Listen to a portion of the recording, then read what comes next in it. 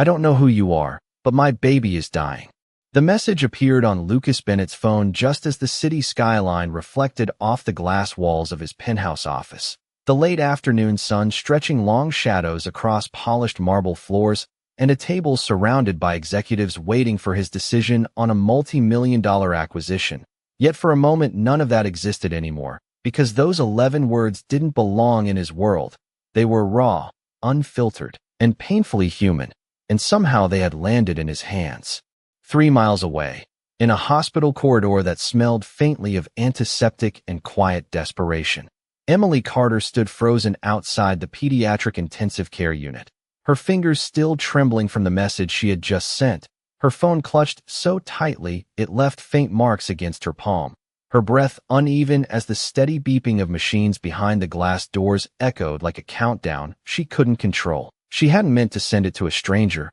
She hadn't even checked the number properly, because when the doctor had said the words urgent procedure and time-sensitive, something inside her had cracked just enough to push aside logic, leaving only instinct and fear. Emily had always been careful, always double-checking bills, schedules, the price of groceries down to the last cent, because that's what life demanded when you were raising a child alone in a small apartment on the edge of Sydney, juggling 2 jobs and counting every dollar like it might disappear overnight. But today wasn't normal. Today her son Oliver lay inside a room she wasn't allowed to enter, hooked to machines she didn't fully understand, and the bill the nurse had handed her earlier felt heavier than anything she had ever held, not because of the paper, but because of what it meant. It was a number so far beyond her reach it might as well have been written in another language. Back in the penthouse, Lucas stared at the message longer than he should have, the room around him waiting in polite silence,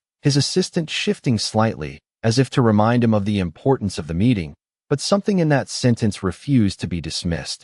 Maybe it was the word baby, or maybe it was the absence of anything else. No introduction, no explanation, just a quiet plea dropped into the wrong place at the wrong time. He typed a quick response, his fingers moving almost automatically. I think you've got the wrong number. And for a second he expected that to be the end of it. A simple correction, a mistake resolved. But instead his phone buzzed again almost instantly. I'm so sorry. Please ignore it. Emily's reply came with a kind of urgency that felt like she was trying to pull the message back through the screen, as if she could undo the moment entirely. She leaned against the cool wall outside the ICU, closing her eyes for a brief second as embarrassment mixed with exhaustion, because even in her worst moment, she hadn't meant to involve someone else, especially not a stranger. She had meant to reach her brother, the only person she thought might help, but even that hope now felt fragile. Lucas should have put the phone down then, should have turned back to the meeting,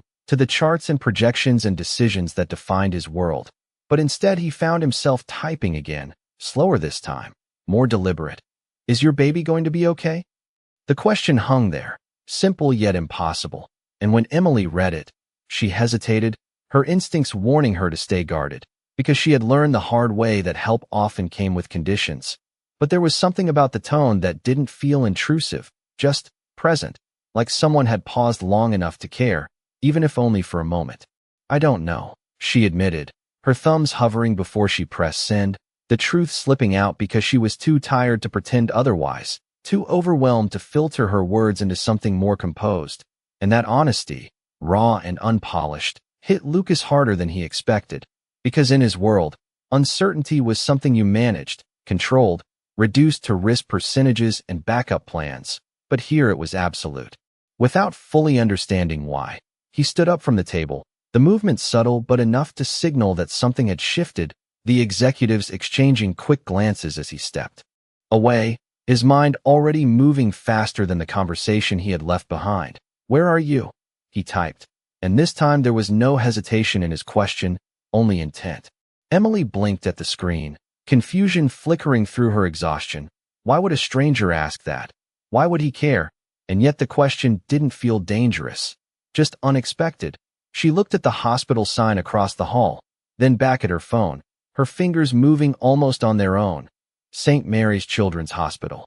Lucas read the name, already reaching for his jacket, the decision forming before he could overthink it, because sometimes logic arrived too late to matter, and sometimes action came first. Stay there. he replied, his tone steady even through text. And then, after a brief pause that felt heavier than it should have, he added 3 words that would change everything. I'm on my way.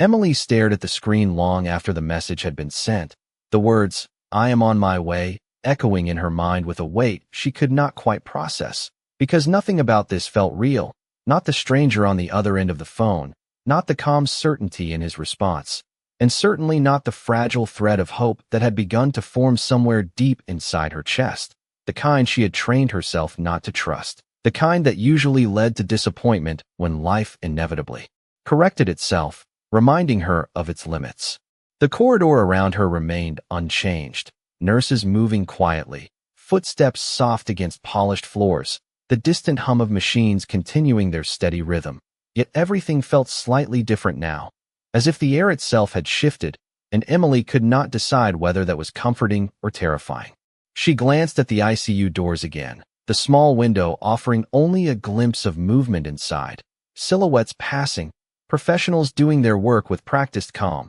while she stood outside, powerless, waiting for something she could not control, something no amount of effort or determination could fix on her own. Her phone buzzed again, pulling her back. Talk to me. The message read, simple and direct, and for a moment she hesitated, her instincts urging caution, reminding her that strangers did not usually step into someone else's crisis without expecting something in return. But exhaustion softened those defenses, and she found herself typing before she could stop herself. They said he needs surgery tonight, she wrote, her fingers slower now, each word carrying more weight than the last. I do not have the money. I thought I could buy time, but I cannot. She paused, staring at the message, wondering if she had said too much, if she had just handed over her vulnerability to someone who had no reason to protect it. But then she pressed send anyway, because holding it in felt heavier than letting it go. Lucas stepped into the elevator of his building,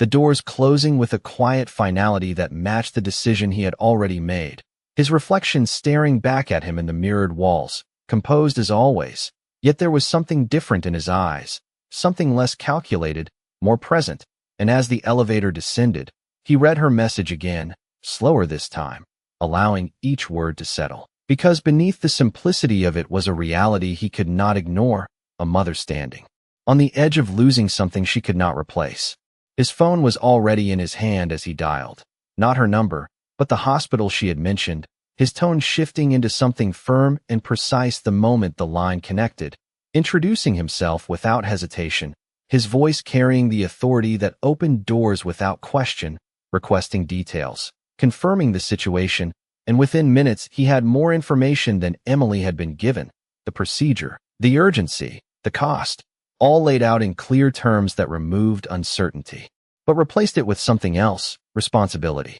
Back in the corridor, Emily sank into one of the hard plastic chairs, her body finally acknowledging the exhaustion it had been holding at bay, her shoulders slumping as she tried to steady her breathing, counting each inhale and exhale like she had learned to do during long nights when Oliver would not sleep, when the world felt too quiet and too heavy all at once. And for a moment, she closed her eyes, not to escape, but to hold herself together. When she opened them again, her phone lit up with a notification that did not make sense at first, the numbers too large, too out of place, and she blinked, thinking she had misread it, but the digits remained, unchanged, impossible to ignore, and her breath caught in her throat as realization slowly began to settle in, not all at once, but in fragments, like pieces of something too big to fully grasp. Her hands trembled as she scrolled, checking again, then again, as if repetition might somehow change what she was seeing,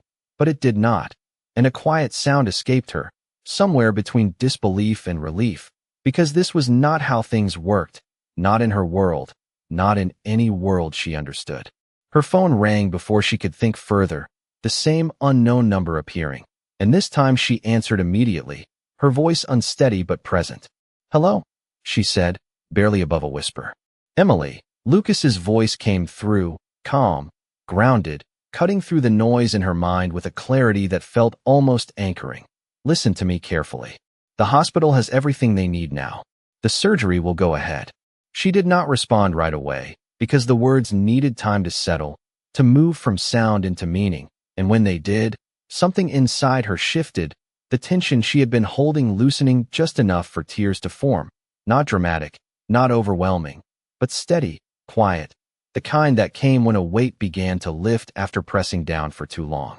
Why? She managed to ask finally. The question simple, but loaded with everything she could not understand. Because people did not do this. Not without a reason, not without a cost, and she needed to know what that would be. There was a brief pause on the other end. Not hesitation, but consideration, as if Lucas was choosing his words carefully, not because he did not have an answer, but because the truth was not something easily explained. Because you needed help, he said simply, his tone unchanged, as if that alone was enough, and for him, in that moment, it was. Emily closed her eyes again, letting the words settle, letting herself believe them just enough to breathe a little easier, even if she did not fully understand them yet. And somewhere in the distance, beyond the hospital walls and the quiet corridor, a car moved steadily through the city, closing the distance between two lives that had never been meant to cross, until one small mistake changed everything. The sliding doors of St. Mary's opened with a soft mechanical sigh,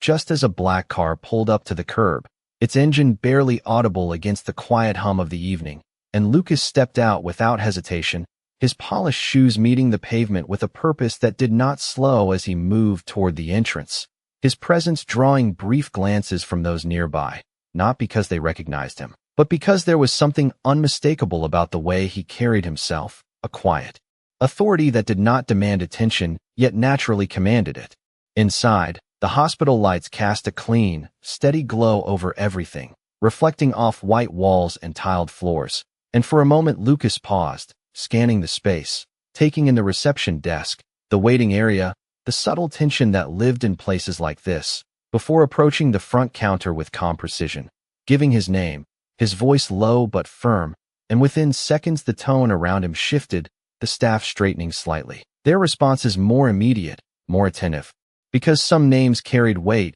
even when spoken softly. Down the corridor, Emily sat exactly where he had left her in his mind, her posture slightly hunched, her hands clasped together as if holding on to something invisible, her phone resting loosely between her fingers, and when she heard footsteps approaching that did not fade like the others, she looked up instinctively, her eyes meeting his before she could prepare herself, and for a brief second neither of them spoke, because the reality of the moment settled in quietly, replacing the distance of messages with something tangible. Lucas slowed as he reached her, not out of uncertainty, but out of awareness, as if he understood that rushing this moment would break something fragile, and when he stopped a few feet away, his expression remained composed. Yet there was a softness there that had not been present in the boardroom or the elevator, something shaped not by control, but by choice. "Emily," he said, his voice matching the one she had heard through the phone, steady and grounded,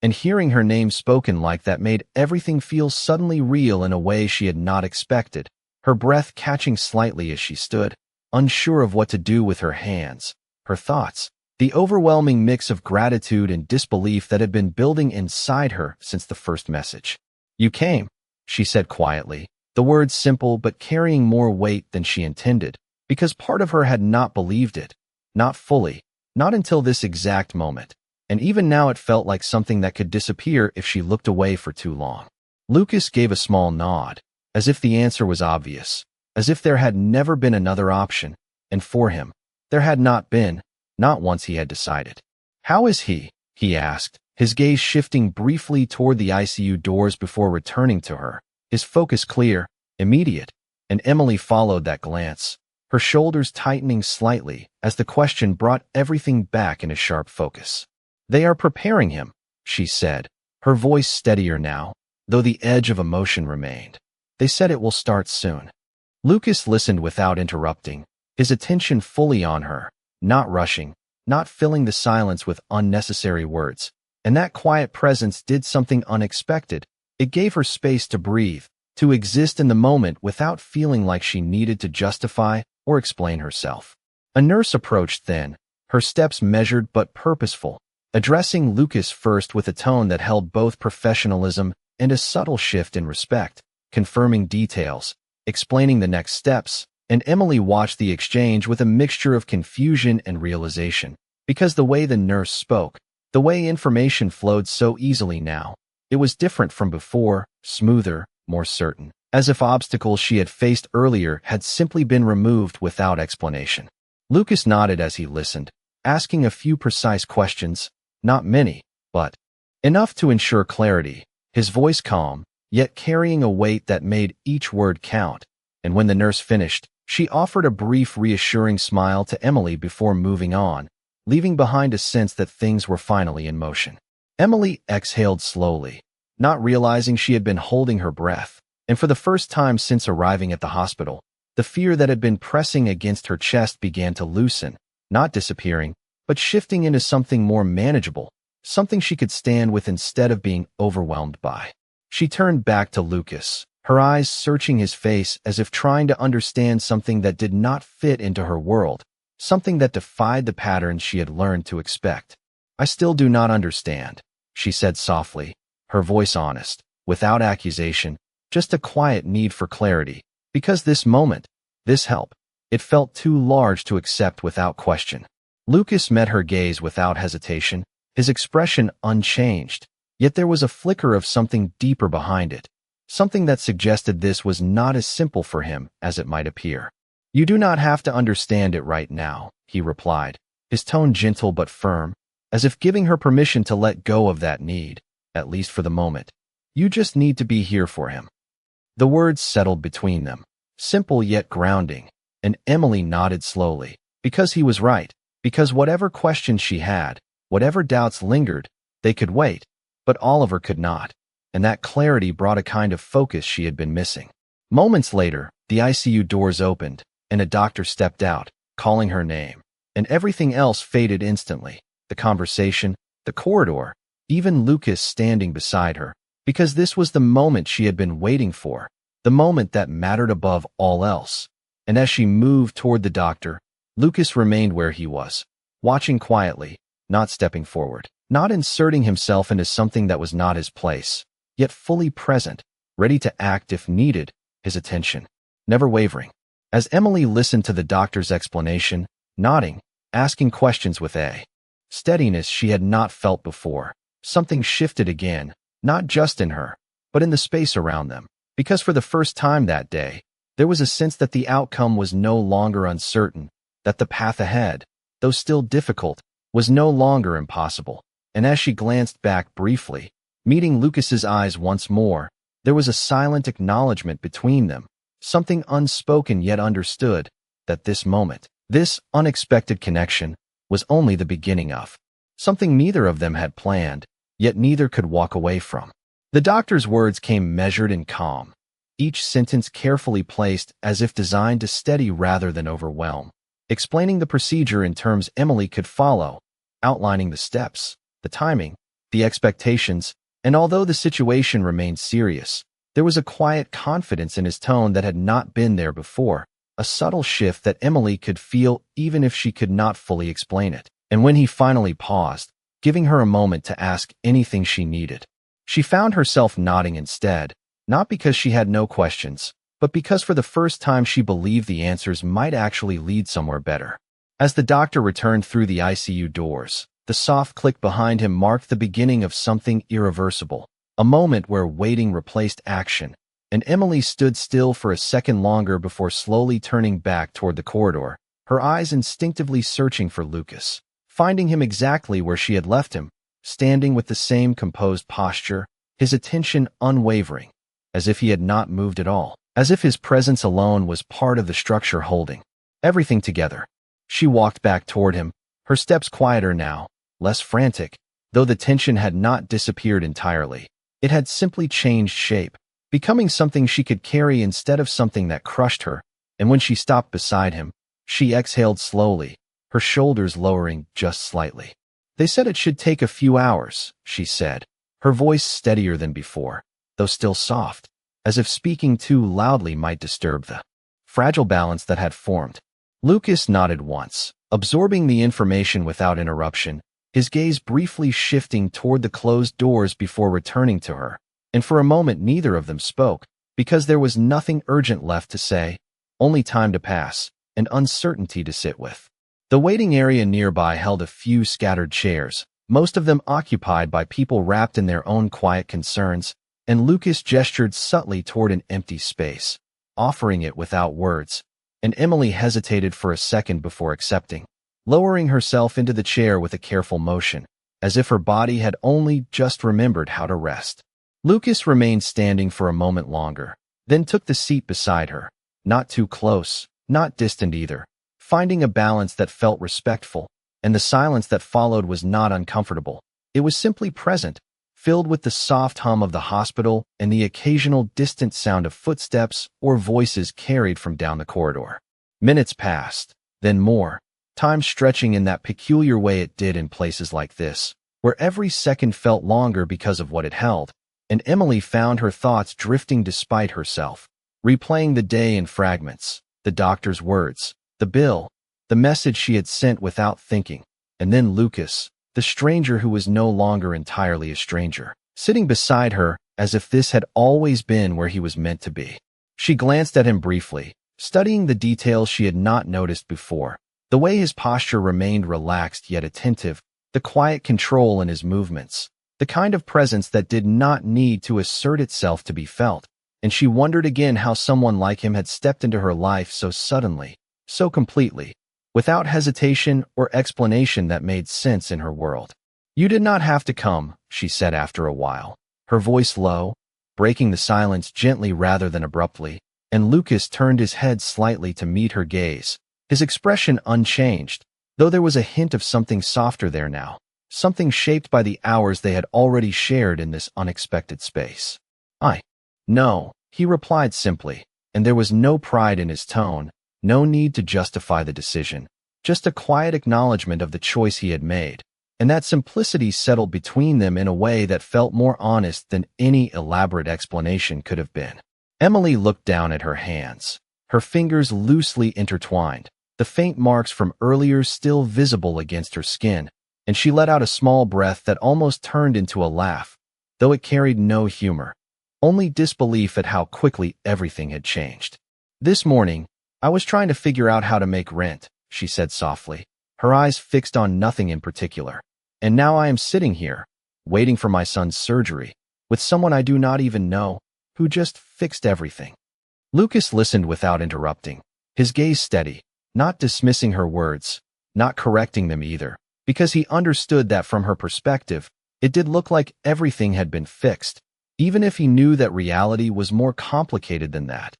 what lay ahead would still require strength, patience, and time. "Not everything," he said quietly after a moment, his tone gentle but grounded, and Emily looked up at him again, her brow furrowing slightly as she processed the words. "What do you mean?" she asked, not defensive, just curious, trying to understand the nuance behind his calm certainty. Lucas held her gaze for a second longer before answering, choosing his words with care, not because he was unsure, but because he wanted them to land the right way. "He still needs you," he said, his voice steady, "and that is something no one else can give him." The statement was simple, yet it carried a weight that shifted something inside her, because it reframed the situation, moved her from the role of someone being saved into someone who still mattered, who still had a place and a purpose in what was happening, and she felt that shift settle quietly, grounding her in a way she had not expected. She nodded slowly, her grip on her own hands loosening as she let the words sink in, and for the first time since the day had begun, she allowed herself to lean back slightly in the chair. Not fully relaxed, but no longer bracing against something unseen. The hours ahead would still be long, the outcome still uncertain, but she was no longer facing it alone, and that realization, simple as it was, carried a kind of strength she had not felt in a very long time. While beside her, Lucas remained exactly where he was, not as a solution, not as a replacement for what she had lost or feared, but as something quieter, something steadier, a presence that had chosen to stay, even when he did not have to. Time moved differently in the hospital, stretching and folding in ways that made it impossible to measure, and Emily found herself watching the second hand on the wall clock more often than she realized, each small movement marking progress she could not feel, while the quiet hum of the building settled deeper into the background, becoming part of the rhythm she now sat within. Lucas had not left her side, not even once. Though there had been moments when his phone vibrated softly in his pocket, brief flashes of the world, he had stepped away from trying to reach him again. Yet each time he silenced it without looking, as if whatever waited on the other end no longer held the same urgency it once had. And Emily noticed that, not because he made it obvious, but because absence of distraction had its own kind of presence. After what felt like hours but might have been less, a nurse approached quietly, her expression gentle, her voice low as she addressed Emily by name, offering an update that was careful yet reassuring, explaining that the procedure was progressing as expected, that everything was stable so far, and though the words were measured, they carried enough weight to shift the atmosphere again, to ease the tension that had settled into Emily's chest like something immovable. She nodded as she listened, her eyes closing briefly as she absorbed the information, and when the nurse left, she let out a breath she did not realize she had been holding, her shoulders dropping slightly as relief, cautious and fragile, began to take shape. "That is good," she whispered, more to herself than anyone else, but Lucas heard it anyway, his gaze steady as he acknowledged the moment with a quiet nod, not interrupting it with unnecessary reassurance, allowing her to feel it fully. The vending machine down the corridor hummed softly, its bright lights almost out of place in the dimmer surroundings, and Lucas stood after a moment, glancing toward it before looking back at her. "You should eat something," he said, his tone calm but firm in a way that suggested it was not really a suggestion, and Emily shook her head instinctively, the idea of food feeling distant and unimportant compared to everything else. But before she could respond, he added, "You will need your strength when he wakes up." The words landed differently, not as an instruction, but as a reminder of what was still to come, and she hesitated, then nodded slowly, allowing him to guide the moment without resistance. He returned a few minutes later with a small bottle of water and a simple sandwich, nothing elaborate, just enough, and she accepted it with quiet gratitude, her hands still slightly unsteady as she took a small bite, the act itself grounding in a way she had not expected, reminding her that she was still here, still part of this, still needed. They sat in silence again after that, the kind that did not demand filling, and as Emily finished the last of the water, she found her thoughts drifting once more, but this time they did not spiral, they moved more slowly, more deliberately, as if the presence beside her had created a space where she could think without being overwhelmed. "Do you ever stop?" she asked suddenly, the question coming without much planning, her voice soft but curious, and Lucas turned slightly, his expression shifting just enough to show he had heard not just the words, but the meaning behind them. "Stop what?" he replied, though there was a faint hint that he already understood. Emily gestured vaguely, searching for the right way to explain something she had only just begun to notice. "Working, deciding things, being needed everywhere," she said, her eyes meeting his again. "Because you walked away from all of that without even thinking." Lucas considered her words for a moment, not dismissing them, not answering. Immediately, and when he finally spoke, his voice was quieter than before, carrying a different kind of weight. "I did think about it," he said, his gaze steady. "I just decided this mattered more." The simplicity of the answer settled between them, and Emily held his gaze for a second longer, trying to understand how someone could make that kind of choice so easily, or at least make it look that way. And she realized that perhaps it was not easy at all. Perhaps it was simply something he had chosen to prioritize without hesitation,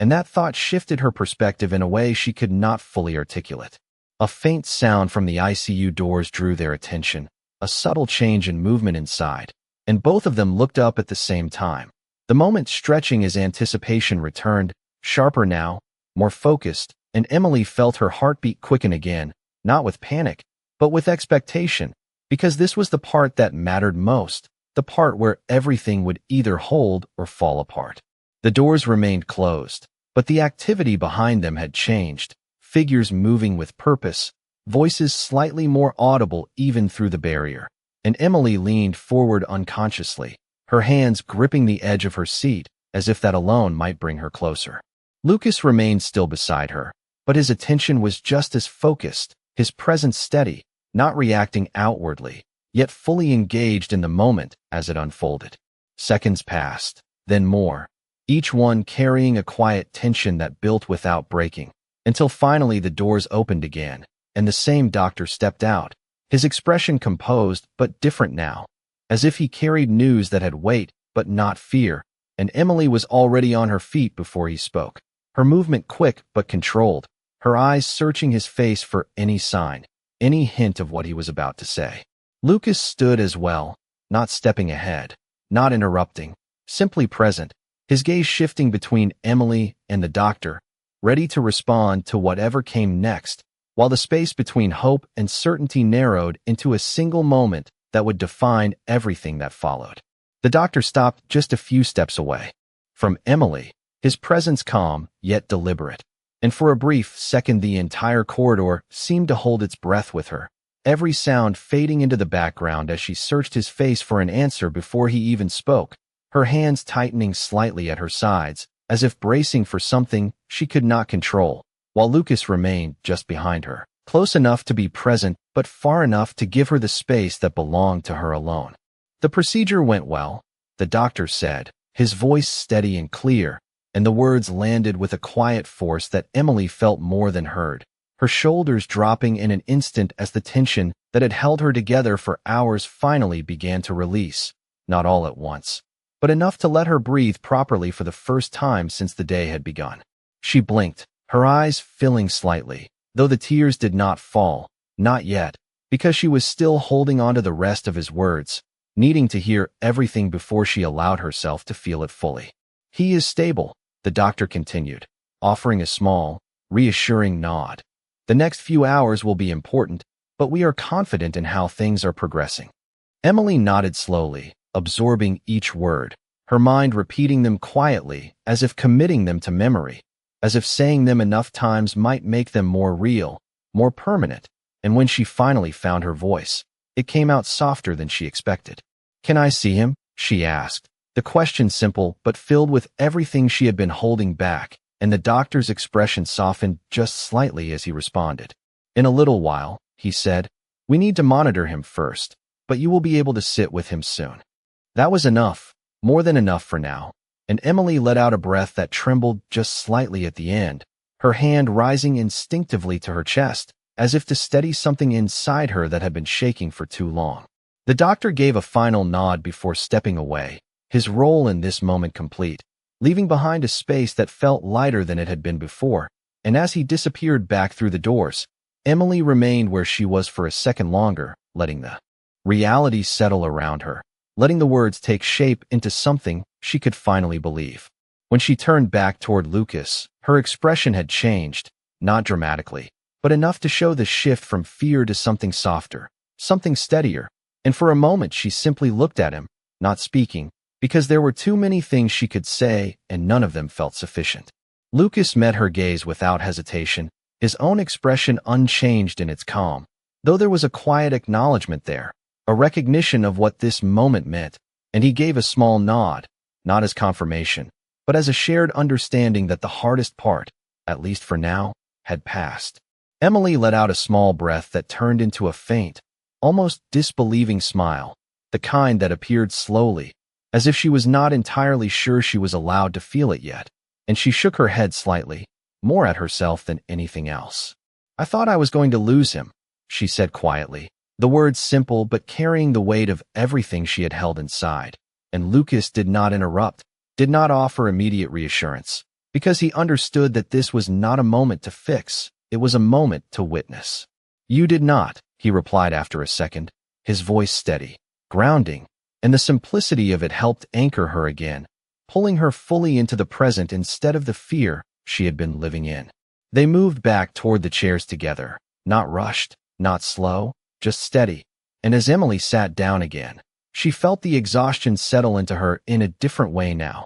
not as something she was fighting against, but as something she could finally allow, her body easing into the chair as if it had been waiting for permission to rest. Lucas remained beside her, his posture unchanged, his presence just as steady as before, and for a while they said nothing, the silence now filled with a quiet relief instead of tension, the kind that allowed thoughts to settle rather than race. After a few minutes, Emily glanced at him again, her expression thoughtful, her voice softer now that the urgency had shifted. "You stayed," she said, not as a question, but as an observation, something she had been aware of the entire time but had not put into words until now. And Lucas turned slightly, meeting her gaze with the same calm steadiness. "I said I would," he replied, as if that alone explained everything. As if keeping a promise was not something that required further discussion, and Emily held his gaze for a moment longer, realizing that for him, it really was that simple. She nodded slowly, looking down at her hands again, her fingers now relaxed instead of tense, and she let out a quiet breath, the last of the fear she had been carrying finally beginning to dissolve into something lighter. "Most people do not," she said softly, almost to herself, and Lucas did not respond immediately, not because he disagreed, but because he understood the truth in her words, understood that her experience had shaped that expectation, and that changing it would take more than a single moment. "Then they are not most people," he said finally, his tone even, not defensive, not dismissive, just stating something he believed without needing to prove it. And Emily glanced up at him again, a faint smile touching her expression, not because everything was resolved, but because for the first time in a long while, she felt like something had shifted in a way she did not have to question. The corridor remained quiet around them, the hospital continuing its steady rhythm. But the space they occupied felt different now,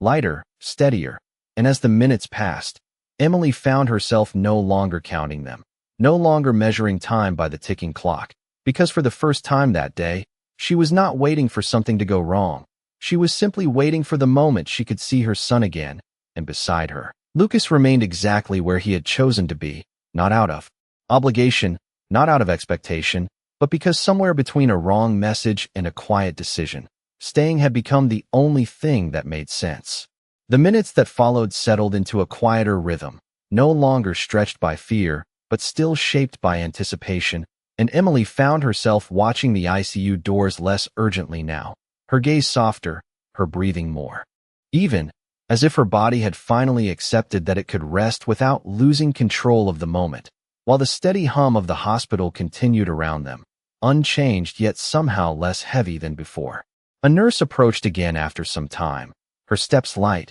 her expression gentle as she called Emily's name with a reassuring tone, and this time there was no hesitation in her voice when she spoke, only quiet certainty. "You can come in now," she said, offering a small smile that carried more meaning than the words alone, and Emily's reaction was immediate, her posture straightening, her hands tightening briefly before releasing, as if she needed that small moment to steady herself before moving forward. She stood slowly, not rushing despite the urgency she felt, because this moment required more than speed, it required presence, and as she turned toward Lucas, there was a brief pause, a glance that held gratitude, disbelief, and something softer she could not quite name. "Thank you," she said quietly, the words simple but sincere, and Lucas gave a small nod in return, his expression unchanged yet fully acknowledging what she meant, not stepping ahead, not following too closely, simply allowing her to take that step on her own.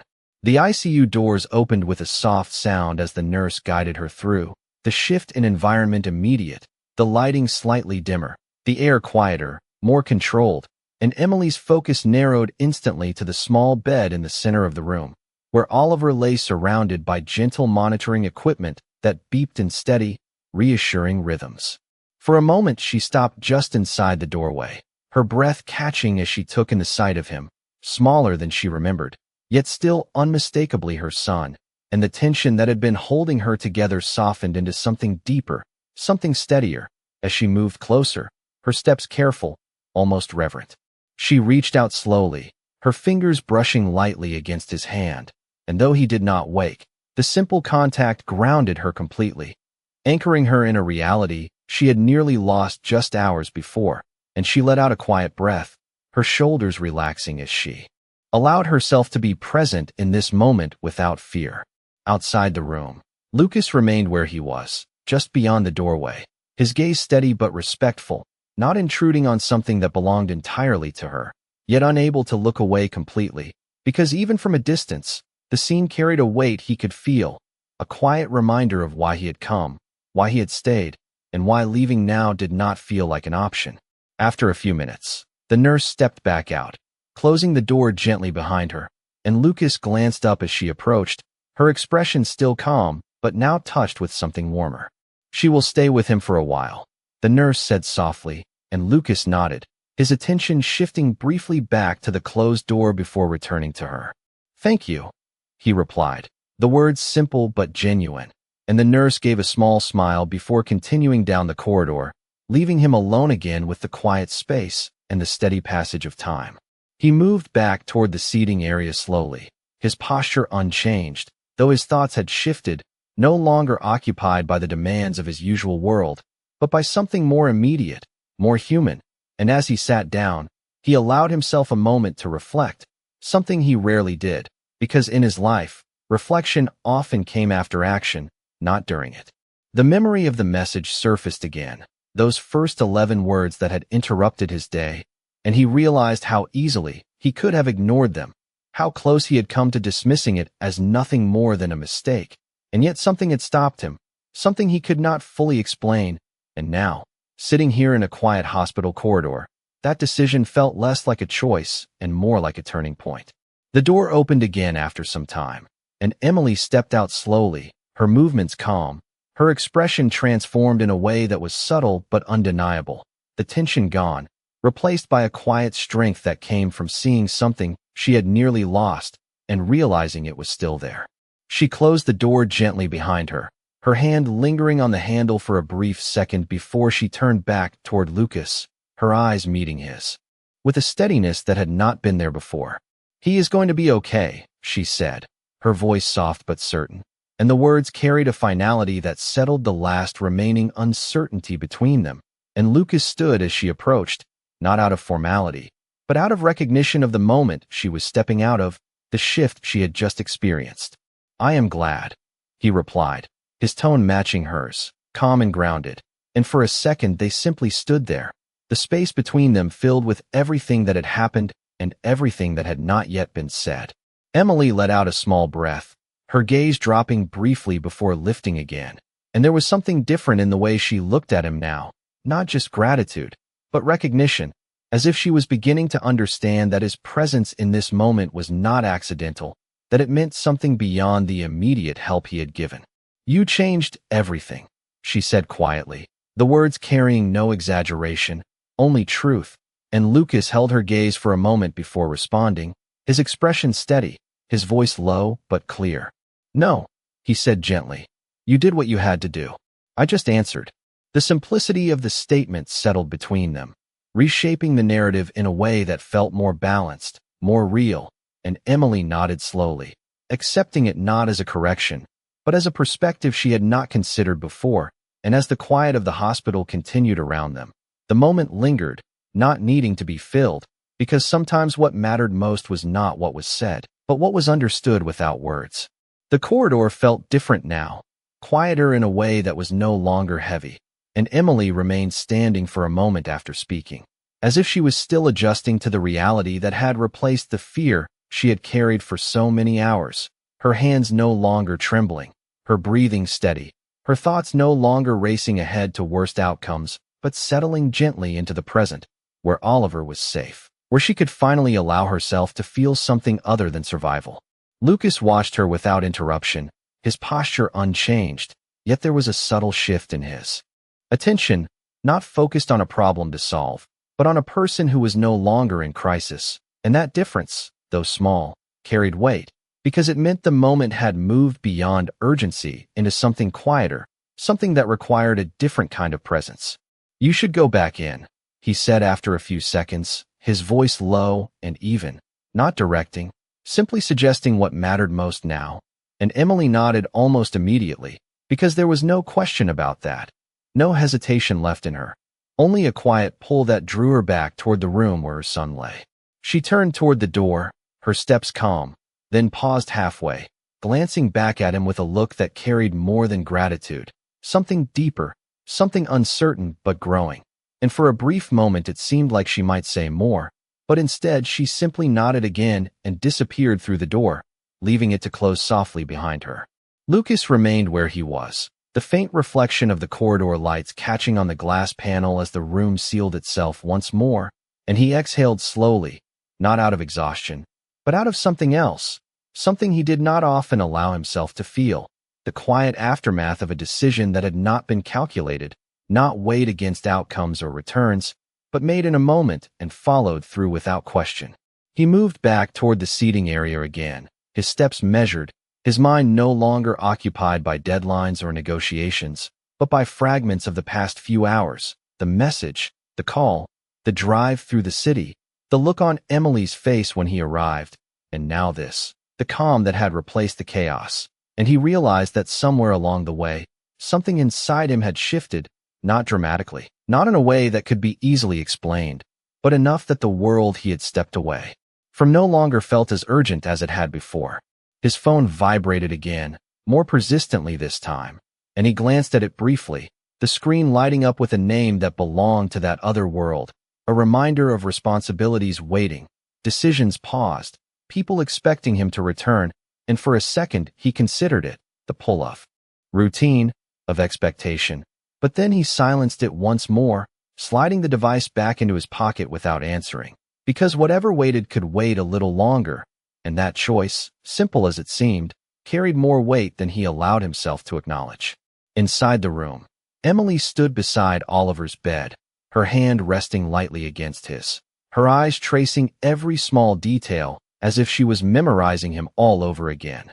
The rise and fall of his chest, the softness of his features, the quiet rhythm of the monitors that now felt reassuring instead of frightening. And she let out a slow breath, her shoulders finally releasing the last of the tension she had been holding on to. Because this moment, this quiet presence, was everything she had fought for, everything she had feared losing. And now it was here, real and steady. She pulled a chair closer, sitting down beside him, her body leaning just slightly toward the bed, as if proximity alone could keep him safe. And for a while she simply stayed there, saying nothing, doing nothing, just being present in a way that felt more powerful than any action she could have taken earlier. Time passed again, though she no longer measured it. And eventually, she found herself thinking about the man waiting outside, the stranger who had stepped into her life without warning, without explanation that made sense, and yet had changed everything in a matter of hours. And the thought of him did not feel distant or unreal anymore. It felt connected to this moment, to this room, to the quiet certainty that now surrounded her. She stood after a while, brushing her hand gently across Oliver's hair before stepping back, her movements careful, reluctant but certain, because she knew she needed to go, to step back into the corridor, to face the part of this situation that had not yet been fully understood. When she opened the door and stepped out, Lucas looked up immediately, his attention returning to her without delay, and there was a brief moment where neither of them spoke, because the space between them now held something new, something that had not been there before, shaped by everything that had happened, everything that had been said and not said. And Emily took a few steps toward him, her posture calm, her expression thoughtful. "He is sleeping," she said softly, her voice carrying a quiet sense of peace, and Lucas nodded, acknowledging the update without needing more, because the way she said it told him everything he needed to know. She stopped in front of him, her gaze steady, her hands relaxed at her sides, and for a moment she simply looked at him, as if trying to understand where this moment fit into the rest of her life, how something so unexpected could feel so certain. "What happens now?" she asked finally, the question simple but layered, not just about the next hour or the next day, but about everything that came after this, everything that had been set in motion by a single mistake and a single decision. Lucas considered her words, his expression unchanged, though there was a brief flicker of something thoughtful in his eyes, and when he answered, his voice was calm, steady, grounded in a way that matched everything he had done so far. "Now," he said quietly, "you stay with him, and you let him get better." He paused for a moment, then added, softer this time, "And we figure out the rest when it comes." The answer was not complete, not definitive, but it was enough, because it did not rush the future, did not try to define something that had only just begun, and Emily nodded slowly, accepting that, accepting the simplicity of it, the honesty. And as the quiet of the hospital continued around them, the moment settled into something steady, something real, something that neither of them had expected, but neither could ignore. The question lingered between them even after Lucas spoke, not because his answer lacked clarity, but because it opened something neither of them had fully considered yet, a future that had not existed before this day. And Emily felt that shift settle quietly in her chest as she stood there, her gaze steady, her thoughts no longer scattered but slowly aligning around a new reality she had not planned for, yet could not ignore. She nodded once more, a small, deliberate movement that acknowledged his words without trying to define them further. Because for now, it was enough to know that she did not have to figure everything out at once, that she could take this one moment at a time, just as she had been forced to do all day. Only now the weight of those moments felt different, lighter, more manageable. "I will," she said softly, her voice calm, not carrying the urgency from before, but something steadier, something grounded in the quiet certainty that Oliver was safe. And Lucas watched her for a second longer, recognizing the shift in her. The way her posture held itself now without tension, the way her eyes no longer searched for answers in every corner, and he gave a small nod in return, as if acknowledging that change without needing to point it out. The corridor around them remained still, the soft hum of the hospital continuing in its steady rhythm, and for a moment neither of them moved, because there was no immediate need to, no urgency pushing them forward, only the quiet understanding that the hardest part of the day had passed, leaving behind something unfamiliar yet steady in its place. Emily glanced toward the ICU door again, her attention naturally drawn back to where her son rested, and then she looked back at Lucas, her expression thoughtful, as if she was weighing something she had not yet said. "You should probably go," she said after a moment, her tone gentle, not dismissing him, but acknowledging the world he had stepped away from, the responsibilities that still existed beyond these walls. And Lucas held her gaze as she spoke, understanding what she meant, though he did not respond immediately, because leaving now felt different from arriving. It felt like stepping away from something that had not yet fully settled. "I will," he said finally, his voice calm, though there was a slight pause before the words, a moment where the decision was not as immediate as the ones he had made earlier, and Emily noticed that, not because he made it obvious, but because the rhythm of his responses had been so consistent until now. She nodded again, accepting it without question, because she understood that this moment, as significant as it was, could not hold him indefinitely, and yet there was something in the space between them that made the idea of him leaving feel incomplete, as if the story they had stepped into together had not reached a natural ending yet. "I do not know how to thank you," she said quietly, her eyes meeting his with sincerity that did not need elaboration, and Lucas shook his head slightly, not dismissing her gratitude, but redirecting it in the same quiet way he had done before. "You already did," he replied, his tone even, and Emily frowned slightly, not in disagreement, but in confusion, because she could not recall doing anything that would equal what he had given, and he held her gaze for a second longer before continuing. "You trusted me." The words settled between them with a weight that surprised her, because she had not thought of it that way, had not realized that in sending that message, in answering his questions, in accepting his help, she had made a choice as well, one that required its own kind of courage, and she felt that realization shift something inside her, reframing the moment in a way that made it feel less one-sided, less like something she had simply received. She nodded slowly, her expression softening as she absorbed that, and for a brief moment there was a quiet understanding between them, something balanced, something shared, and it lingered just long enough to be felt before the reality of the next step returned. Lucas reached into his pocket, pulling out a small, simple card, not ornate, not attention-grabbing, just clean and direct, and he held it out to her without ceremony, his gesture calm, unforced. "If you need anything," he said, his voice steady, leaving the rest unsaid, because the meaning was clear without explanation,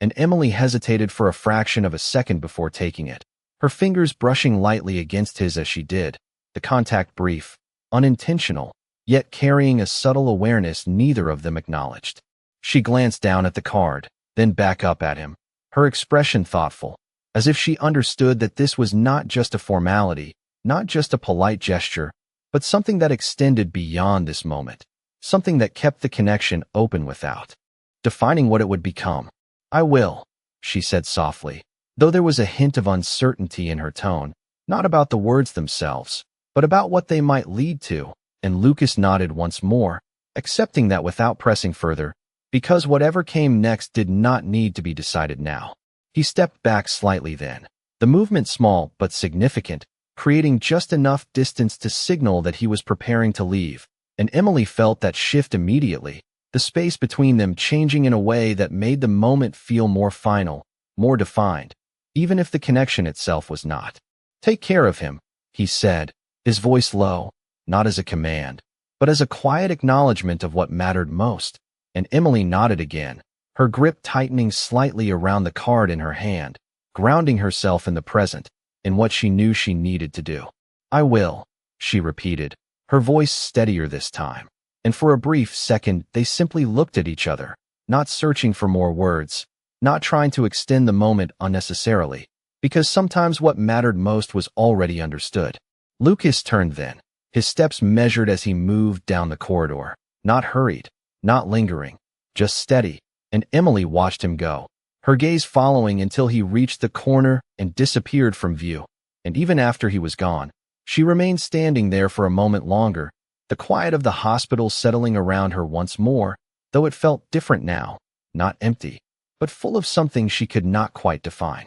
She looked down at the card in her hand again, her fingers tracing its edges as if it held more than just contact details, as if it represented a moment that had shifted everything. And then she closed her hand around it, taking a slow breath before turning back toward the ICU doors, because whatever came next, whatever questions remained, whatever connection had been formed, one thing was certain, her place was still there, beside her son, in the quiet room where everything that mattered had been brought back within reach. And as she stepped forward, the day that had begun with fear now carried something else entirely. Something quieter, stronger, and impossible to ignore. The corridor felt emptier after Lucas disappeared around the corner, not in a way that brought back fear, but in a quieter, more reflective sense, as if the space he had occupied still held a trace of his presence. And Emily stood there for a moment longer than she needed to, her fingers still wrapped around the card he had given her, the edges pressing lightly against her palm as a reminder that what had just happened was real, not something her exhausted mind had imagined. She exhaled slowly, steadying herself, then turned back toward the ICU doors, her steps calm and certain, because no matter what had shifted, no matter what questions lingered, her place remained clear. And as she pushed the door open again, the soft sounds of the room greeted her like something familiar now, no longer intimidating, no longer overwhelming, just part of the world she had stepped into and survived. Oliver lay where she had left him, unchanged yet somehow stronger in her eyes, the steady rhythm of the monitors now a comfort instead of a warning. And Emily moved closer, her hand finding his instinctively, her touch gentle, grounding both him and herself in the quiet reality of this moment. She pulled the chair closer again and sat down, leaning slightly toward him, her posture relaxed in a way it had not been earlier, and for a while she simply stayed there, her thoughts moving slowly, no longer rushing ahead, but drifting back instead, retracing the day from the beginning, the message, the mistake, the stranger who had answered, and the way everything had unfolded from that single moment. She looked down at the card again, turning it over in her hand, reading the name printed there with a clarity that had not fully registered before. Lucas Bennett, the letters simple, direct, yet carrying a weight she could now feel even if she did not fully understand it. And she wondered briefly about the life behind that name, the world he had come from, the decisions he made every day, and how easily he had stepped out of it to walk into hers without hesitation. The thought did not feel distant or impossible anymore. It felt connected. To this room, to the quiet presence of her son, to the steady breath she could finally take without fear tightening her chest. And she realized that whatever had brought him here had not been random, even if it had started that way. Hours passed again, though they felt different now, lighter, and eventually a nurse entered quietly, checking the monitors, adjusting small details with practiced ease, her movements calm and efficient, and she offered Emily a gentle smile that carried reassurance without words. "He is doing very well," she said softly, her voice steady, and Emily nodded, her own smile faint but genuine, because hearing it from someone else, someone who understood what to look for, made it feel even more real. "Thank you," she replied, her voice quiet but steady, and the nurse gave a small nod before continuing her routine, leaving the room as quietly as she had entered. Emily leaned back slightly in the chair, her hand still resting lightly against Oliver's, her fingers tracing small, absent patterns as her thoughts drifted again, this time not to fear, but to possibility, to what came next, to how she would move forward from this moment into whatever waited beyond these walls. She had spent so long focusing on survival, on getting through each day with just enough to keep going, that the idea of something changing, of something opening up beyond that, felt unfamiliar, almost uncertain, and yet it was there now, impossible to ignore. She glanced at the card once more, then set it carefully on the small table beside the bed, not out of dismissal, but out of trust, because she knew it would still be there when she needed it, just as he had been when she needed him most, and that thought settled into her quietly, without pressure, without expectation. Later, as the evening deepened into night, the hospital lights dimming slightly to reflect the quieter hours, Emily found herself standing by the window, looking out at the city beyond, the distant glow of streetlights stretching into the horizon, cars moving like small, steady lines of light, life continuing outside these walls as it always did, and for the first time that day, she felt connected to it. Again, not separated by fear or urgency, but part of it, part of something larger that had shifted in a way she could not fully explain. Her reflection in the glass looked different somehow, not because anything had physically changed, but because the weight she had been carrying was no longer pressing down in the same way, and she allowed herself a small, quiet moment to simply stand there, to breathe, to exist without the constant edge of uncertainty. When she returned to Oliver's side, she sat down again, her posture relaxed, her gaze steady, and she reached out to take his hand once more, her touch gentle, grounding, and she smiled faintly, not because everything was perfect, but because everything that mattered was still there, still within reach. Somewhere beyond the hospital walls, Lucas's car moved through the city, returning him to the world he had left behind, yet his thoughts did not settle back into the familiar patterns as easily as they once would have, because something had shifted, something that could not be undone by distance or routine, and though he did not yet know what it meant, he knew it would not simply fade. Back in the quiet room, Emily closed her eyes for a moment, not out of exhaustion, but out of something softer, something closer to peace, and when she opened them again, she did not look at the clock, she did not count the minutes. She simply stayed where she was, present, steady, and ready for whatever came next, knowing that this time, she would not be facing it alone, even if she did not yet understand exactly what that meant. Morning arrived slowly, not with sudden light, but with a gentle shift in the room, the soft glow of early daylight filtering through the window and replacing the dim artificial lights that had carried Emily through the night, and she stirred slightly in the chair where she had drifted into a light, restless sleep, her hand still resting near Oliver's, her body instinctively staying close even as exhaustion had briefly taken over.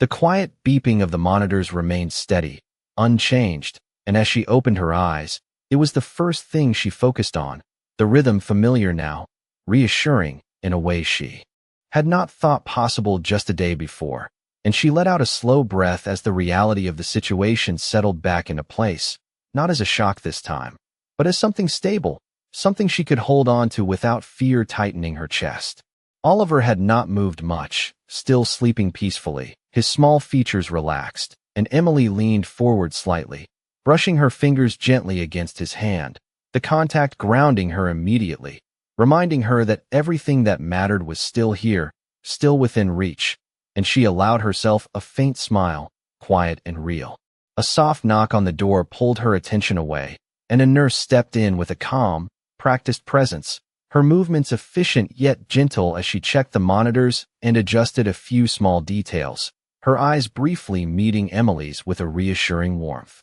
"Good morning," she said softly, her voice carrying a quiet confidence. "He is responding very well, better than we expected at this stage."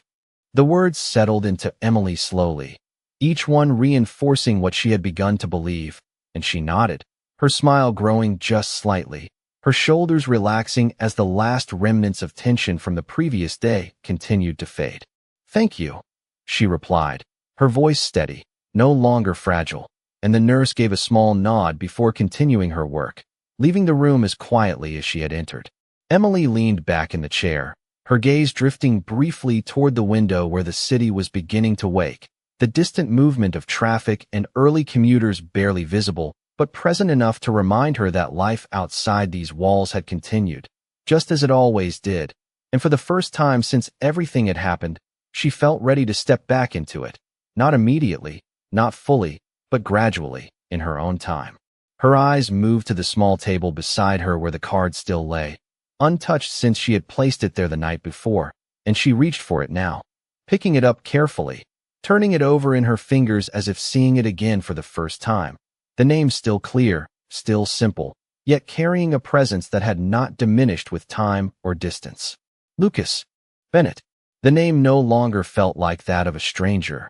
not entirely, and she found herself wondering where he was now, whether he had returned to his world as easily as he had left it, whether this moment had lingered for him the way it had for her. And the thought did not feel intrusive or uncertain. It felt natural, as if the connection they had formed, however unexpected, had left a quiet imprint that could not simply disappear. She held the card for a moment longer, then set it back down gently, not out of hesitation, but out of patience, because she understood now that not everything needed to be decided immediately, that some things could unfold in their own time without being forced into shape. The door opened again later, this time with the doctor stepping in, his expression calm, his tone professional yet warm as he reviewed Oliver's progress, explaining the next steps, the recovery process, the expectations for the coming days. And Emily listened carefully, her focus clear, her questions measured, no longer driven by panic but by understanding.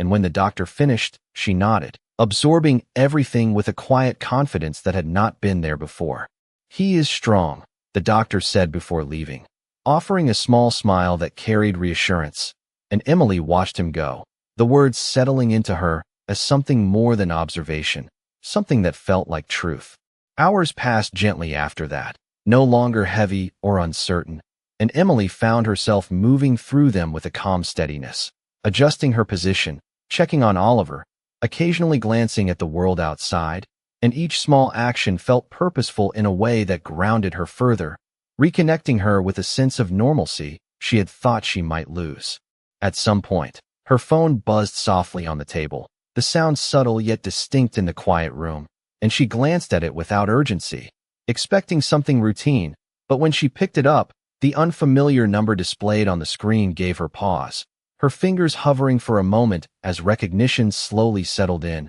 not from the number itself, but from the quiet certainty that formed in her mind. She answered, without overthinking, her voice calm, steady. "Hello." There was a brief pause on the other end, not hesitation, but timing, and then his voice came through, the same calm presence she remembered, unchanged despite the distance. "Good morning, Emily." The words were simple, yet they carried something familiar, something steady, and Emily felt a small, almost unnoticeable shift in her expression as she responded. "Good morning," she said softly, her gaze drifting briefly toward Oliver before returning to the quiet space in front of her, and for a moment neither of them spoke further, because sometimes the presence of a voice was enough, a reminder that the connection between them had not ended when he walked away, that it had simply changed form, settling into something quieter, something that still existed without needing to be defined. Lucas did not speak immediately after greeting her, and the quiet pause that followed was not empty but measured, as if he was listening for something beyond her voice, something that confirmed what he had already hoped to hear. And Emily remained still as well, her gaze resting on Oliver, her fingers lightly tracing the edge of the blanket as she waited, not impatient, not uncertain, simply present in the moment that now felt far removed from the urgency of the day before. "How is he?" Lucas asked finally, his tone calm but carrying a depth that made the question feel more like a continuation than a beginning, and Emily allowed herself a small smile before answering, her voice soft but steady. "He is better," she said, her eyes still on her son. "The doctors said he is responding well, better than they expected."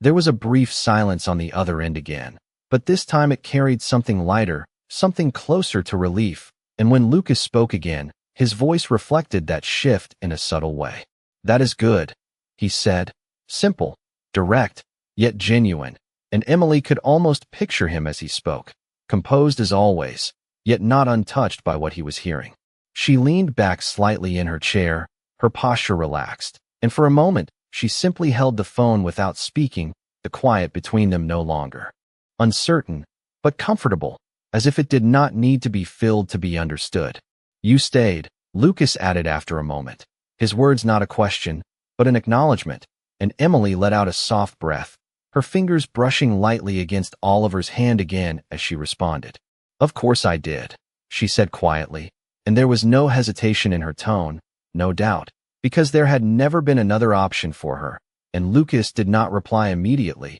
not because he disagreed, but because he understood that some truths did not require confirmation. The morning light had grown stronger now, filling the room with a gentle brightness that softened everything it touched, and Emily glanced toward the window briefly before returning her attention to the conversation, aware now that this moment, simple as it seemed, carried something more than just an update, something that connected the past day to whatever would come next. "I wanted to make sure everything was settled," Lucas said, his voice steady, and Emily frowned slightly, not in confusion, but in curiosity, because there was a subtle shift in his tone, something more deliberate, more considered. "The hospital," he continued, "they will not be billing you for any of this."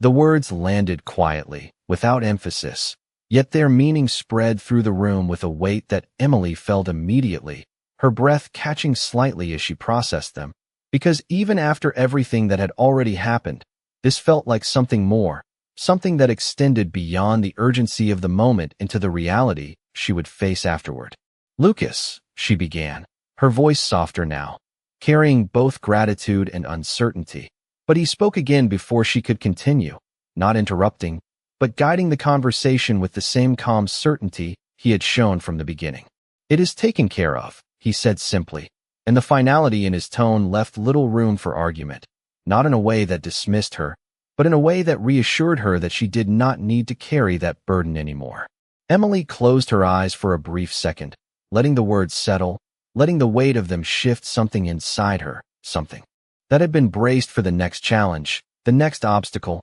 and she felt it loosen, just enough to breathe more freely. "I do not know how to thank you," she said quietly, the words familiar yet no less sincere, and Lucas exhaled softly on the other end, the sound barely audible, yet present. "You do not have to," he replied, his tone unchanged, and for a moment the conversation seemed to settle there, balanced, complete in its simplicity. But Emily did not end the call, did not move to say goodbye, because something in her held the moment in place, something that had not yet been addressed, something that had been growing quietly since the night before. "Why did you really come?" she asked suddenly, her voice gentle but direct, not accusatory, not doubtful, just honest, and the question hung between them in a way that felt different from anything she had asked before, because this was not about the immediate situation, not about the hospital or the surgery, but about him, about the choice he had made without hesitation. There was a longer pause this time,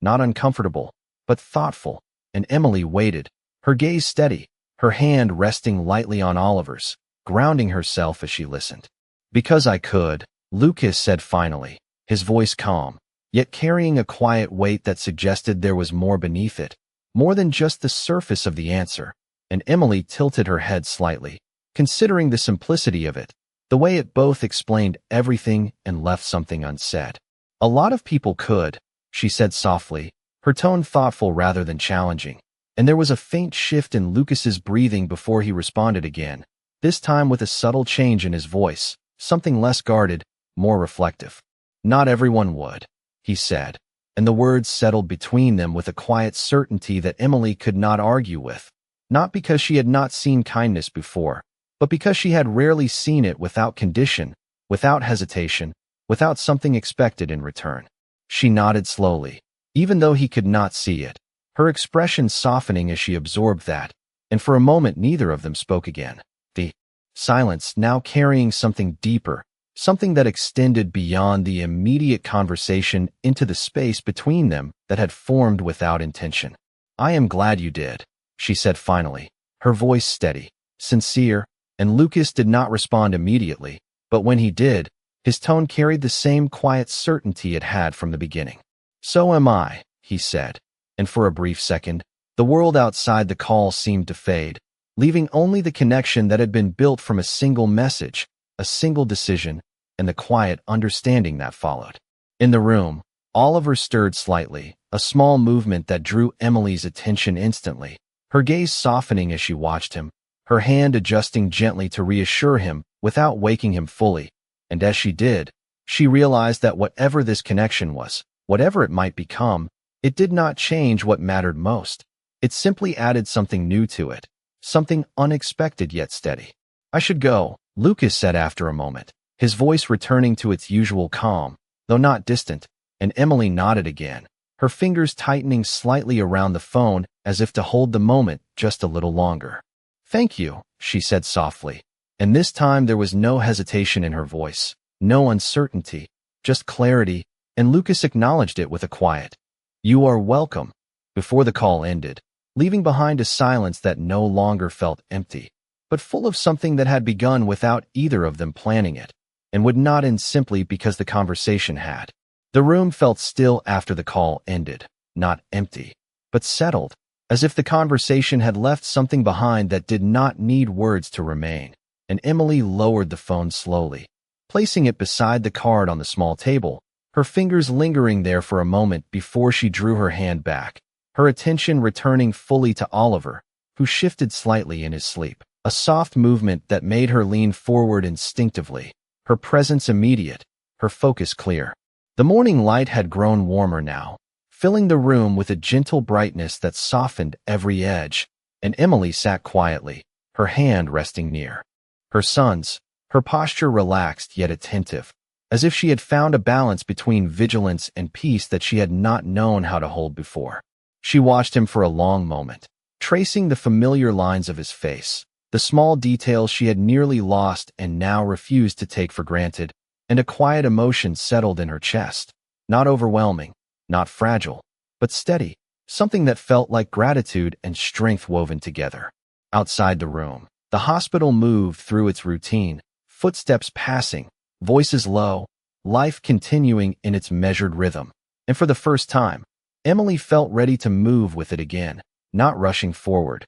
not holding back, simply allowing herself to exist within it without fear dictating every thought. She stood after a while, stretching gently, her body reminding her of the long hours she had endured, and she walked to the window once more, looking out over the city as it fully woke, the streets alive now, the steady flow of people and cars stretching into the distance, and she realized how much had changed in such a short time, how a single moment had redirected everything without warning. Her reflection in the glass met her gaze, and she paused there, studying the subtle differences, the way her shoulders no longer carried the same tension, the way her eyes held something steadier, something that had not been there before, and she allowed herself a small, quiet breath, not of relief alone, but of recognition, because she had made it through something that had once felt impossible. When she returned to Oliver's side, she picked up the card again, turning it lightly between her fingers, not questioning it anymore, not weighing what it meant, but simply acknowledging it as part of this new reality, and after a moment, she slipped it carefully into her bag, not out of hesitation, but with intention, because she understood now that some connections were not meant to be forced or ignored. They were meant to exist and unfold in their own time. A doctor entered later, offering another update, confirming that Oliver's condition continued to improve, outlining the next steps for recovery, and Emily listened with calm attention, asking a few quiet questions, her voice steady, her understanding clear, and when the doctor left, she felt no lingering uncertainty, only a quiet confidence that they were moving forward, one step at a time. The hours passed gently after that, and eventually, Oliver stirred again, his eyes opening slowly, adjusting to the light, and Emily was there instantly, her voice soft, her touch gentle, grounding him as he woke, and when his gaze found hers, there was a brief moment of confusion that quickly faded into recognition, into comfort, and she smiled. A real, unguarded smile that carried everything she had been holding back. "I am here," she whispered, her voice steady, her presence unwavering, and he relaxed slightly, his small hand tightening around hers in response. A simple gesture that carried more meaning than any words could hold, and she felt it deeply, anchoring her fully in this moment, in this reality that had been brought back within reach. Outside, the day continued, the city moving forward without pause, and somewhere beyond it, Lucas returned to his world, his responsibilities, his decisions, yet something of this moment remained with him, something quiet, something that would not be set aside as easily as the rest, because not everything could be measured or planned, and not every decision followed logic alone. Back in the hospital room, Emily sat beside her son, her hand still in his, her posture calm,